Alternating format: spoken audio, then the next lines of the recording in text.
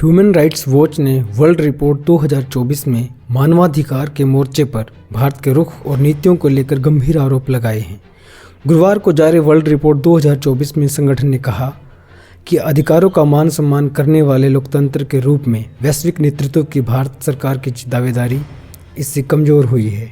Human rights watch करीब 100 देशों में मानवाधिकारों से जुड़ी नीतियों और कार्रवाई पर नज़र रखता है।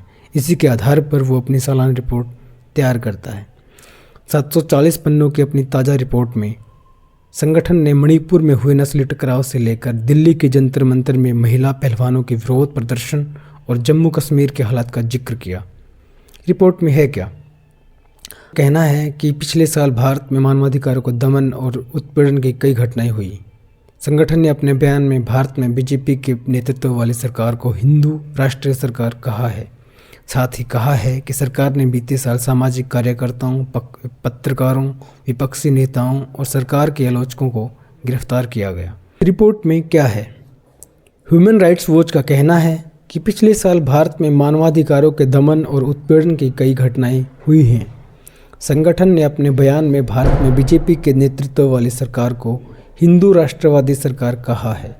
साथ ही कहा कि सरकार ने बीते साल सामाजिक कार्यकर्ताओं, पत्रकारों, विपक्षी नेताओं और सरकार के आलोचकों को गिरफ्तार किया। रिपोर्ट में कहा गया कि इन लोगों पर आतंकवाद समेत राजनीति से प्रेरित आपराधिक आरोप लगाए गए।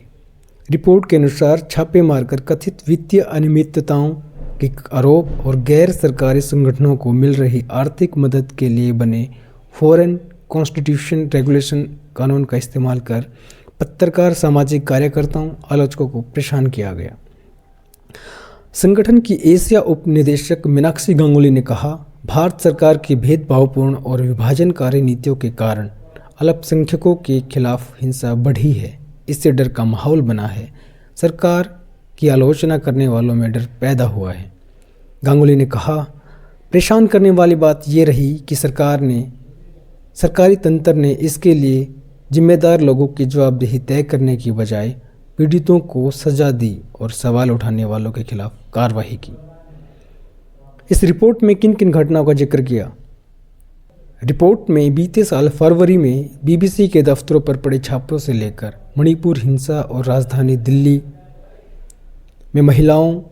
में महिला पहलवानों के विरोध प्रदर्शन की बात कही गई। रिपोर्ट में कहा गया कि 2 हिस्सों में जारी की गई एक डॉक्यूमेंट्री को लेकर सरकार ने दिल्ली और मुंबई में मौजूद बीबीसी के दफ्तरों पर छापे मारे हैं।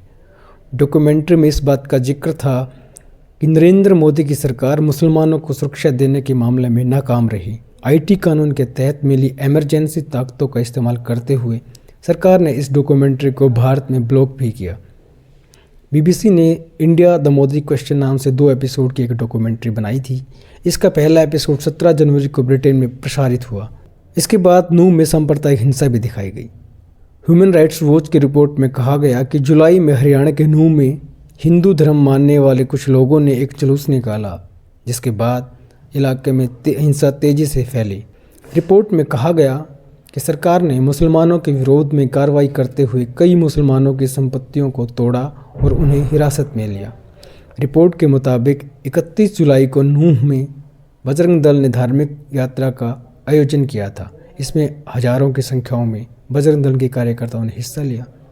यात्रा जब नूह में मंदिर से आगे बढ़ी तो पथराव शुरू हो गया और देखते ही देखते भीड़ ने आगजनी शुरू कर दी। रिपोर्ट में कहा गया कि भीड़ ने शहर की सड़कों और मंदिर के बाहर गोलियां भी चलाई। बड़ी संख्या में लोग मंदिर में फंसे रहे, जिन्हें प्रशासन की मदद से बाहर निकाला। रिपोर्ट के मुताबिक मामला इतना बढ़ गया, पंजाब और हरियाणा हाईकोर्ट ने बीजेपी के नेतृत्व वाली हरियाणा सरकार से कड़े सवाल किए। में हिंसा बीते साल मई में देश के पूर्वोत्तर राज्य मणिपुर में वहां के बहुसंख्यक मैतेई और अल्पसंख्यक कुकी समुदायों के बीच भीषण हिंसा शुरू हुई। रिपोर्ट में कहा गया कि कई सप्ताह तक जारी इस हिंसा में करीब 200 लोगों की जान गई, हजारों विस्थापित हुए और सैकड़ों घरों और चर्चों को नष्ट कर दिया गया। के कारण इस इलाके में लंबे वक्त तक इंटरनेट पर भी पाबंदी लागू रही। रिपोर्ट में कहा गया कि प्रदेश के मुख्यमंत्री एन बीरेन सिंह ने कुकी समुदाय के लोगों पर नशे की तस्करी और म्यांमार से आ रहे लोगों को पनाह देने का आरोप लगाया। रिपोर्ट में कहा गया कि इस बयान से हिंसा को हवा मिली। जम्मू कश्मीर का मामला यानी जम्मू कश्मीर की आज़ादी का मामला। 5वें नंबर पर सड़कों पर महिला पहलवानों का प्रदर्शन।